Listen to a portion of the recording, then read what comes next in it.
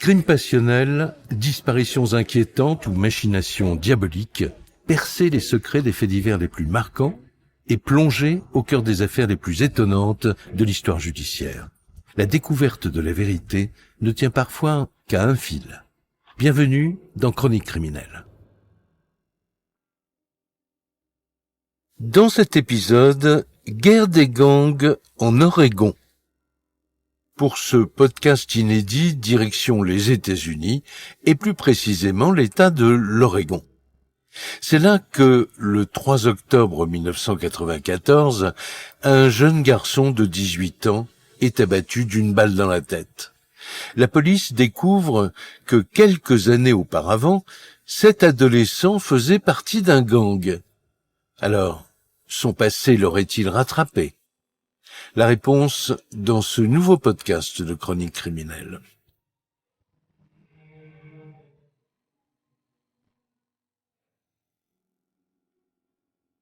Tout commence à Eugene, une petite ville de 180 000 habitants située dans l'État de l'Oregon, aux États-Unis. Un lieu connu des Américains pour ses paysages, son dynamisme et sa douceur de vivre. Il y a une super ambiance, c'est un endroit extraordinaire pour élever des enfants. Une ville paisible, sans histoire, jusqu'à ce terrible jour du 3 octobre 1994, où la ville va basculer dans l'horreur. Ce soir-là, le téléphone sonne aux urgences de l'hôpital. Au bout du fil, une mère de famille paniquée. Elle explique avoir entendu 2 coups de feu à l'extérieur de sa maison. Les urgences reçoivent l'appel d'une certaine Janice Aitura, qui vit dans le quartier de Bethel. Cette dame a entendu des cris dans la chambre de son fils, située dans un garage hors de la maison. En regardant par la fenêtre, elle a vu du sang sur le lit. Prévenus, les policiers se rendent sur les lieux du drame. À mon arrivée, on m'a tout de suite amené vers cette chambre obscure située dans un garage. En pénétrant dans la chambre, la police découvre Janice Aitura, la mère de famille au chevet de son fils Aaron, âgé de 18 ans. L'adolescent vient de recevoir une balle dans la tête. Encore vivant, mais dans un état critique, il est transporté en urgence vers l'hôpital le plus proche. Alors que les secours tentent par tous les moyens de le sauver, les policiers commencent leurs investigations pour tenter de comprendre ce qui s'est passé. Sans attendre, ils interrogent la mère de famille. Sa maman, Janice, et sa petite amie Carrie étaient présentes. Ils avaient passé la soirée du 2 octobre ensemble, dans le salon, à regarder la télévision. Après le film, vers minuit, Aaron et Carrie décident d'aller se coucher. La chambre du jeune homme est située dans le garage à l'autre bout du jardin. Au même moment, Janice, la maman, et ses 4 filles font de même et se couchent dans la maison.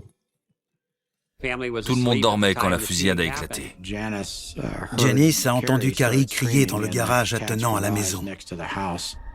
Personne n'a pu nous expliquer ce qui avait pu se passer ni pourquoi. Encore choquée par le drame, la mère d'Aaron se souvient pourtant d'un détail troublant qui a eu lieu pendant la soirée. Peu avant de se coucher, vers 22h30, le jeune homme aurait reçu un appel anonyme. Une femme a appelé en demandant si Aaron était là. Quand on lui a répondu que oui, elle a simplement raccroché. Bien sûr, c'était étrange, mais pas si inquiétant. C'était peut-être tout simplement une blague d'ado ou une jeune admiratrice un peu timide. À ce moment-là, on n'avait pas plus d'infos, mais ce coup de fil aura bien son importance dans l'affaire. Pour tenter de faire la lumière sur cette tentative de meurtre, les enquêteurs questionnent Janice sur la vie de son fils. Aaron avait commis quelques erreurs de jeunesse, mais il s'était depuis ressaisi.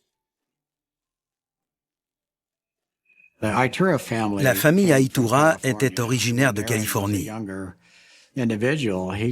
Lorsqu'il était plus jeune, Aaron avait été impliqué dans un gang, mais il s'était rangé en arrivant dans l'Oregon. Il étudiait au lycée Willamette et prenait position contre les gangs et leur mode de vie en encourageant les plus jeunes à rester dans le droit chemin. C'était un gentil géant très apprécié de ses camarades.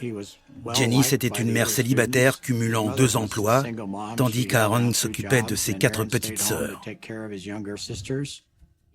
Sans figure paternelle à la maison, il prenait son rôle de grand frère très au sérieux. Sa mère comptait beaucoup sur lui. Pour tenter d'en savoir plus sur le déroulement de la soirée, les enquêteurs se tournent vers Carrie, la petite amie de la victime. Interrogée, elle raconte avoir été réveillée au beau milieu de la nuit par une détonation. Carrie s'est réveillée sans comprendre l'origine du bruit. Elle a ensuite tourné la tête et vu Aaron en sang. C'est alors qu'elle a eu l'impression de voir quelqu'un fuir la chambre en courant. La petite amie ajoute avoir aperçu 2 personnes sortir en vitesse, sans pour autant avoir vu leur visage à cause de la pénombre de la chambre. Elle n'a pas été en mesure de fournir de détails pouvant permettre à la police d'identifier les responsables. Et surtout, elle n'avait aucune idée du mobile. Qui pouvait bien en vouloir à Aaron? Bien sûr, elle clamait son innocence, mais nous avions le devoir de l'interroger, car les premiers suspects sont toujours les proches de la victime. Carrie explique alors être en couple avec Aaron depuis quelques mois. Et selon elle, tout allait très bien entre eux. Elle n'aurait jamais pu tirer sur son petit ami. Pour en avoir le cœur net, la police scientifique décide de la soumettre à un test. Ce test consiste à frotter un coton-tige sur les mains pour ensuite l'analyser au microscope électronique. En effet, lorsqu'une arme fait feu, une explosion spectaculaire se produit. Des molécules, des gaz et de microscopiques fragments de métal sont projetés sur la main et le poignet du tireur. Et malgré tous les efforts de certains suspects, ces traces ne sont pas faciles à nettoyer rapidement. Après analyse, les résultats sont formels. Le test est négatif. Carrie ne s'est pas servi d'une arme. La police teste également la mère d'Aaron. Là encore, résultat négatif. Personne dans la maison n'avait utilisé d'arme à feu. Janice, la mère de famille, et Carrie, la petite amie, sont éliminés de la liste des suspects. Au même moment, la famille reçoit un appel de l'hôpital. Aaron a succombé à ses blessures. Désormais, la police enquête sur un meurtre. Mais qui aurait pu en vouloir à ce jeune homme de 18 ans? Pour le savoir, les agents passent la scène de crime au peigne fin. La chambre est fouillée de fond en comble à la recherche du moindre indice. Mais en vain. Les enquêteurs s'adressent alors au médecin légiste pour tenter d'en savoir un peu plus sur l'arme utilisée pour abattre Aaron. La balle s'était fragmentée en touchant le crâne d'Aaron, et nous avons pu récupérer les fragments. L'arme du crime était un revolver de calibre 38. De plus, l'examen minutieux de la scène de crime permet d'écarter la thèse d'un cambriolage qui aurait mal tourné. Il ne manquait rien, à une exception près. Dans le sac de sa petite amie, qui était posé près du lit et avait été traversé par la balle, il manquait des cigarettes. Quelqu'un avait donc fouillé ce sac et pris quelques cigarettes. Cela avait-il une importance à ce moment? Pas vraiment. Mais c'est un petit détail qui pouvait nous aider à authentifier plus tard un éventuel témoignage. Le meurtre d'Aaron est froid, méthodique, chirurgical. Celui qui l'a commis savait ce qu'il faisait. D'après les témoignages, 2 suspects sont entrés, ont fait feu et ont quitté les lieux rapidement. Pas de blabla, pas d'hésitation. C'est ce qu'on appelle un homicide clairement prémédité. Alors, le passé d'Aaron l'aurait-il rattrapé? Ce meurtre si méthodique aurait-il pu être perpétré par un membre de gang? C'est la question que se posent les enquêteurs après avoir découvert dans la chambre du jeune homme des affiches de propagande liées à l'univers du banditisme. Interrogée, Janice, la mère de la victime, explique que son fils faisait bien partie d'un gang lorsqu'ils vivaient tous ensemble à Los Angeles. Mais que pour l'éloigner de ces bandits, la famille avait décidé de déménager ici, à Eugene. Après ces révélations, la police s'interroge. Pour tenter d'apprendre si Aaron avait replongé, les enquêteurs se rendent au domicile d'une figure locale du militantisme anti-gang, Mary Thompson.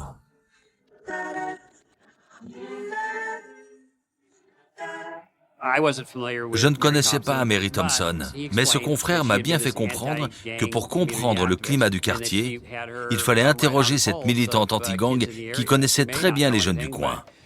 Si quelqu'un avait eu vent de quelque chose, c'était elle. Elle nous a fait entrer et nous lui avons appris la mort d'Aaron Aitoura. Elle était visiblement choquée. Elle semblait très préoccupée et soucieuse de nous aider autant qu'elle le pouvait. Mary raconte qu'elle connaît bien Aaron. Elle explique aux enquêteurs avoir recruté le jeune homme dans le cadre de sa campagne anti-gang. Elle pensait à juste titre que les jeunes auxquels elle s'adressait seraient plus réceptifs face à quelqu'un de leur âge. Elle avait donc recruté Aaron, avec qui elle allait parler aux élèves des écoles. Il s'exprimait bien et préparait ses petits speeches avec elle. En outre, il était légitime sur le sujet, de par sa propre expérience des gangs. De plus, Mary Thompson explique aux enquêteurs que son propre fils, Beau Flynn, avait intégré un gang. C'est pourquoi elle avait demandé à Aaron de lui parler. Elle espérait qu'il puisse remettre son fils sur le droit chemin. À l'époque, il n'a que 16 ans. Il a des démêlés avec la justice depuis l'âge de 9 ans et a même terminé en centre de redressement. Mary a donc demandé à Aaron de garder un œil sur lui pour éviter qu'il ne s'attire plus d'ennuis. Avec son expérience d'ancien membre de gang, Aaron tentait de canaliser Beau Flynn. Mais le jeune homme n'en faisait qu'à sa tête et enchaînait les problèmes.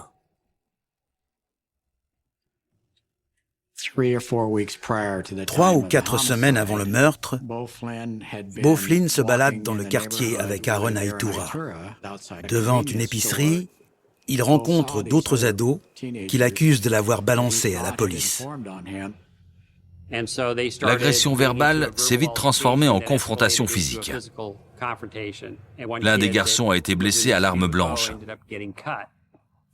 En voyant l'ampleur de la bagarre, le caissier de l'épicerie a appelé la police. Alertés, les agents arrivent rapidement sur les lieux et passent les menottes aux 2 jeunes hommes. L'épicier identifie Beau Flynn comme l'agresseur. C'est lui qui aurait donné des coups de couteau. Le jeune homme, déjà en liberté conditionnelle, est placé en détention. Mary Thompson explique alors à la police qu'Aaron avait décidé de témoigner contre Beau Flynn. Aaron avait dit plusieurs fois en public que Beau devait être tenu responsable de ses actes.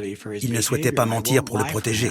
Le jugement de Beau devait avoir lieu 3 ou 4 jours après la date du meurtre. C'était donc un élément très important dans notre affaire. Beau Flynn, le fils de Mary Thompson, aurait-il pu tuer Aaron pour l'empêcher de témoigner? La militante anti-gang est formelle. Son fils est forcément innocent, car celui-ci était toujours en détention au moment du meurtre.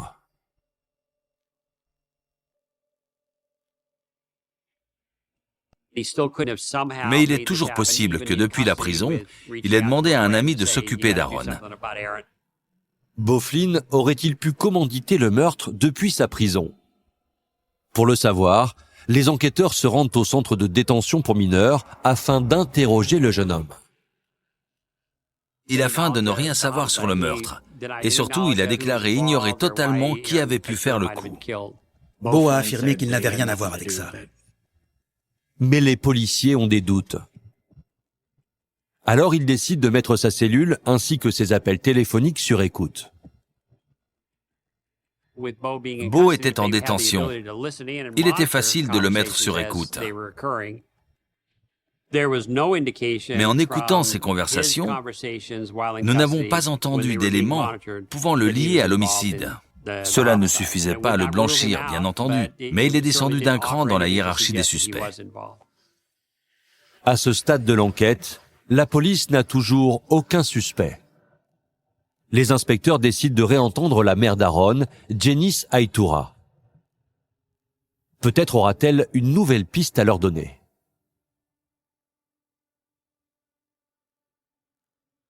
Il est fréquent d'interroger plusieurs fois un même témoin. Cette fois-ci, la mère d'Aaron nous a informé que celui-ci était en conflit avec un autre jeune du voisinage, Jim Elstad. Jim Elstad, 17 ans, habite à quelques rues du domicile de la famille d'Aaron. D'après ce que nous avons compris, Jim Elstad et Aaron avaient été de très proches amis. Leur famille habitait le quartier depuis de nombreuses années et ils passaient beaucoup de temps ensemble. Pour elle, c'était un petit gars du coin comme un autre. Mais récemment, ces deux-là ne pouvaient plus se voir en peinture. Quelque chose les avait éloignés.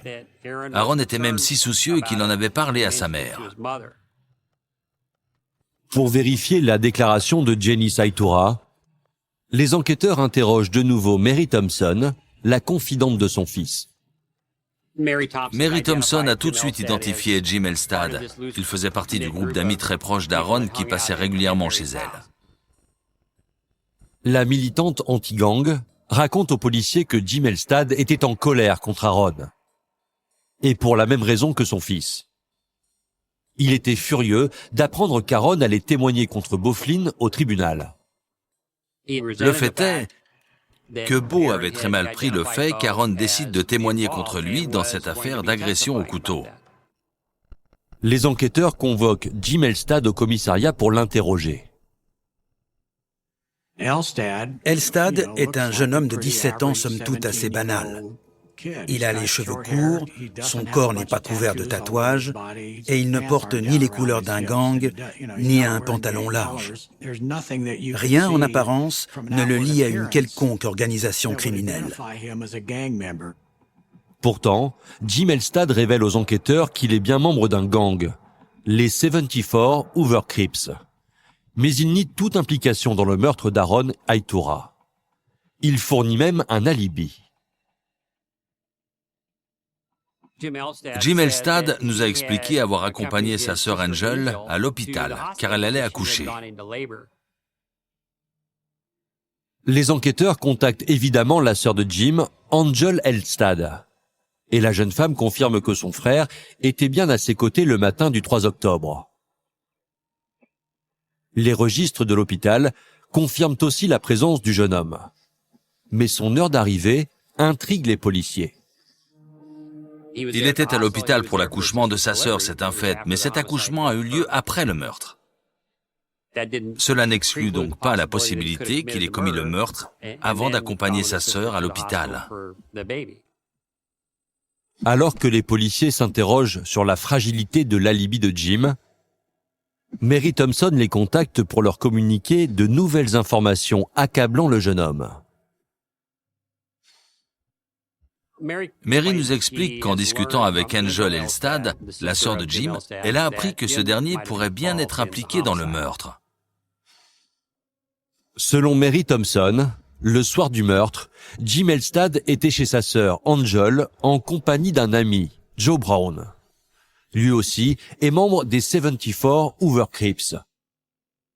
Elle explique aux policiers que le 3 octobre, vers 1h30 du matin, Joe Brown et Jim Elstad ont enfilé des bandanas bleus et quitté le domicile d'Angel, armés d'un revolver calibre 38. Un peu plus tard, Joe Brown et Jim Elstad reviennent à la maison et reconnaissent avoir tué Aaron. Une version des faits qui pourrait correspondre à celle de Carrie, la petite amie d'Aaron. Elle avait vu 2 silhouettes dans la chambre le soir du meurtre. La militante anti-gang Mary Thompson livre également aux enquêteurs une information qu'elle n'avait pas donnée jusqu'ici. Elle révèle que le matin du 3 octobre, peu après le meurtre, Joe Brown est venu chez elle, en compagnie de son ami Jim Elstad. Ils ont sonné chez elle et lui ont expliqué qu'ils l'avaient fait. Ils avaient tué Aïtoura. Elle nous raconte que Joe Brown et Jim Elstad lui ont même montré l'arme du crime. Un revolver Smith & Wesson calibre 38. Une information qui correspond au résultat du rapport d'autopsie. Mary explique ensuite que Joe Brown lui a demandé de les aider à se débarrasser de l'arme. Elle accepte, ils vont en voiture jusqu'à la rivière Willamette et Joe Brown jette le revolver dans l'eau. Ensuite, Mary le reconduit chez lui. Les policiers sont très surpris par les déclarations de la militante anti-gang. Pourquoi n'avait-elle pas fourni cette information capitale lors de son précédent interrogatoire? Mais grâce à ce témoignage, la police peut arrêter les deux principaux suspects, Jim Elstad et Joe Brown, afin de les interroger. Vont-ils à leur tour confirmer cette version des faits? Arrivés au poste, les deux jeunes hommes nient catégoriquement avoir un lien avec le meurtre d'Aaron. La police décide pourtant d'aller fouiller la maison de Jim Elstad. À leur arrivée, les enquêteurs sont accueillis par Angel, sa sœur. Ils en profitent pour l'interroger. Angel confirme que son frère Jim Elstad et son ami Joe Brown étaient bien chez elle la nuit du drame avant que son frère ne l'accompagne à l'hôpital pour l'accouchement. Mais ce n'est pas tout. Elle explique aux enquêteurs qu'un troisième membre du gang était présent ce soir-là. Une jeune fille de 14 ans qui aurait joué un rôle crucial dans l'assassinat d'Aaron. Cette jeune fille est également membre du gang. C'est elle qui a appelé la famille Aïtoura peu avant le meurtre pour vérifier qu'Aaron était bien présent. Un peu plus tard, Jim Elstad et Joe Brown ont quitté la maison pour aller commettre leur forfait. Après avoir assassiné Aaron, ils se seraient rendus chez la militante anti-gang. Ils se rendent chez Mary Thompson et lui racontent tout. En réalité, c'est Angel Elstad qui les a conduits chez Mary Thompson. Jim et Joe frappent à la porte et Mary les prend tous deux dans ses bras. C'est alors qu'Angel Elstad commence à perdre les os. C'est à ce moment que les deux garçons se séparent. Jim Elstad file avec sa sœur à l'hôpital car elle est sur le point d'accoucher. Joe Brown va jusqu'au fleuve avec Mary pour se débarrasser de l'arme du crime. A priori, la police tient les deux coupables. Mais une question demeure. Pourquoi ces jeunes hommes auraient-ils tué Aaron? Quel est donc leur mobile? Et ce n'est pas tout. Les inspecteurs s'interrogent aussi sur le rôle de Mary Thompson. Pourquoi les a-t-elle autant aidés? A-t-elle pensé que cet assassinat pourrait sauver son fils Beau de la prison? Une hypothèse crédible pour la police. Elle les a pris dans ses bras. Elle ne semblait ni choquée, ni triste. Elle n'a pas discuté. Elle n'a pas tenté de les convaincre de se rendre. Non, rien de tout ça. Mary Thompson serait-elle le cerveau de l'opération? Pour tenter de percer le mystère, elle est convoquée au commissariat. 3 équipes interrogent simultanément Jim Elstad, Joe Brown et la militante anti-gang. Avec tout ce que nous avions pour incriminer Joe Brown, nous n'avons eu aucun mal à le convaincre de nous dire toute la vérité. Très vite, le jeune homme passe aux aveux. Joe raconte s'être rendu en compagnie de Jim au domicile d'Aaron peu avant 2 heures du matin. Ils étaient équipés de bandanas bleus et armés d'un revolver volé de calibre 38. Ils sont entrés discrètement dans le garage converti en chambre, qui n'était pas fermé à clé. Joe Brown a vu le sac à main de Carrie par terre, l'a fouillé et en a extrait quelques cigarettes. Un détail crucial qui recoupe le témoignage de la petite amie d'Aaron. Le matin du meurtre, Carrie avait expliqué à la police que les tueurs ne semblaient pas avoir fouillé la chambre, mais que quelques cigarettes avaient disparu. Et voilà que quand on met enfin la main sur un suspect, ce dernier reconnaît avoir pris les dites cigarettes. Personne ne pourrait inventer un tel détail. C'est un aveu de culpabilité très clair. Aaron Aitoura commençait à se réveiller, alors Elstad a dégainé et a pointé son arme vers lui. Chacun à leur tour, dans leur salle d'interrogatoire, ils racontent leur version des faits. Et les 3 suspects sont formels sur un point. Mary Thompson n'est pas la commanditaire du meurtre. Mais les enquêteurs ont des doutes. Nous savions qu'il nous cachait quelque chose, mais nous ignorions encore quoi. Et nous n'avions aucun moyen de découvrir ce secret en utilisant les méthodes d'investigation traditionnelles. Nous avons donc opté pour la mise sur écoute. Et à la grande surprise des enquêteurs, l'écoute va révéler bien plus que ce à quoi ils s'attendaient. Très rapidement, après la mise sur écoute des suspects, nous avons compris que le gang se prêtait à toutes sortes d'activités criminelles. Ces jeunes gens commettaient des cambriolages. Ils cassaient des voitures, ils vendaient de la drogue, puis ils appelaient Mary Thompson pour lui raconter leurs méfaits. Ils lui demandaient son avis, se vantaient de leurs exploits et réfléchissaient à ce qu'ils pourraient faire de leur butin. Mary se présentait comme une figure maternelle, un modèle. Mais en réalité, elle attirait des jeunes du quartier, les manipulait et leur faisait commettre des crimes à son profit. C'était la matriarche. Elle s'était progressivement transformée en gangster. La chef des Crips d'Eugene, c'était elle. La soi-disant militante anti-gang se révèle être une redoutable chef, autoritaire et dure en affaires. On l'a notamment entendu menacer certains individus en leur expliquant qu'ils pourraient subir le même sort qu'Aaron Aitoura s'ils ne se montraient pas coopératifs. Des menaces qu'il alliait très directement à cet homicide. Cette affaire nous prouve un fait crucial de l'investigation policière. Il faut toujours enquêter sur un crime, pas sur une personne, car le responsable est souvent celui ou celle auquel on s'attendait le moins. Pour renforcer leur dossier d'accusation, les enquêteurs convoquent aussi la jeune fille de 14 ans qui avait appelé Aaron avant le drame pour vérifier sa présence. Interrogée à son tour, elle avoue son implication et précise qu'elle a été encouragée à rejoindre les Hoover Crips par Mary Thompson en personne. J'ai décidé d'offrir l'immunité à cette jeune fille qui était le plus jeune membre du gang. En échange, elle nous a donné suffisamment d'informations pour faire tomber Mary Thompson. Le puzzle macabre est désormais complet.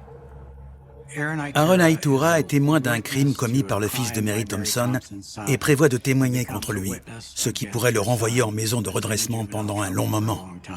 Elle est hors d'elle, elle aimerait tout plutôt que de voir Beau retourner en prison. Mary Thompson réunit son gang. Son but, c'est d'empêcher par tous les moyens Aaron Aitoura de témoigner. Elle parvient à convaincre 2 membres, Jim Elstad et Joe Brown, de l'éliminer. Aux premières heures du 3 octobre, les 2 jeunes hommes enfilent leurs uniformes de Crips avec des bandanas bleus. Un jeune membre du gang appelle au domicile des Aitoura pour s'assurer de la présence d'Aaron. Ils se rendent au domicile d'Aaron Aitoura dans le nord-ouest de la ville. Ils savent que sa chambre est située dans un garage aménagé. Ils ouvrent la porte et ils entrent. Joe Brown fait le guet tandis que Jim Elstad tire une balle dans la tête d'Aaron Aitoura. Ils se rendent ensuite au domicile de Mary Thompson pour lui confirmer qu'ils ont bien commis le meurtre. Lorsque Joe Brown et Jim Elstad se rendent chez Mary Thompson ce matin-là, accompagnés d'Angel, Thompson les prend dans ses bras et leur dit « Bon boulot ». L'arme du crime est retrouvée dans la rivière par un pêcheur le jour même. Il ne s'attendait pas à une telle prise. Ce pêcheur décide de garder l'arme, mais il la remet finalement à la police lorsqu'il entend parler du meurtre d'Aaron Aitoura à la télévision. Il s'est dit à raison qu'il avait peut-être mis la main sur l'arme du crime. Faute de témoins, Beauflin, le fils de Mary Thompson, est finalement libéré. Le principal témoin ayant disparu, la justice n'a pas pu inculper Beau dans cette affaire d'agression au couteau. Il a donc été relaxé. Joe Brown, complice numéro 1 du meurtre, est condamné à 10 ans de prison. Jim Elstad, le tueur, passera 16 années derrière les barreaux. Est-ce que je pense que c'est mérité? Oui, ils auraient même pu prendre plus. Mais c'était le maximum possible pour des mineurs à l'époque. J'espère toutefois qu'ils ont appris de leurs erreurs, car à leur sortie, il leur restait de nombreuses années à vivre. Aaron Aitoura n'a pas eu cette chance. Ses années de vie, ils les ont volées à lui et à sa famille. Le cerveau de l'opération, Mary Thompson, est jugé coupable de meurtre et condamné à 25 ans de prison. Je crois bien qu'elle n'a jamais admis sa faute. Jusqu'au bout, elle a nié. Quand on est policier, on rencontre beaucoup de personnes qui ne perçoivent plus la frontière entre le bien et le mal.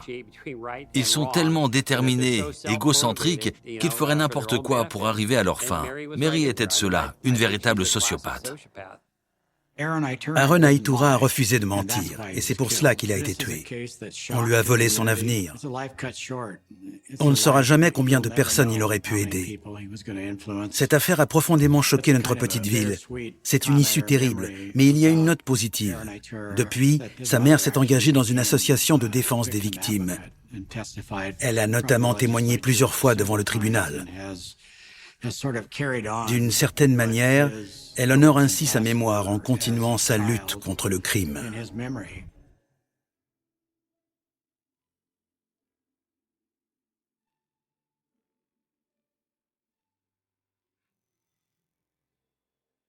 Vous venez d'écouter Chronique criminelle. Si l'épisode vous a plu, n'hésitez pas à mettre des étoiles, à commenter ou à vous abonner sur votre plateforme d'écoute préférée. Et retrouvez dès la semaine prochaine un nouvel épisode de Chronique criminelle.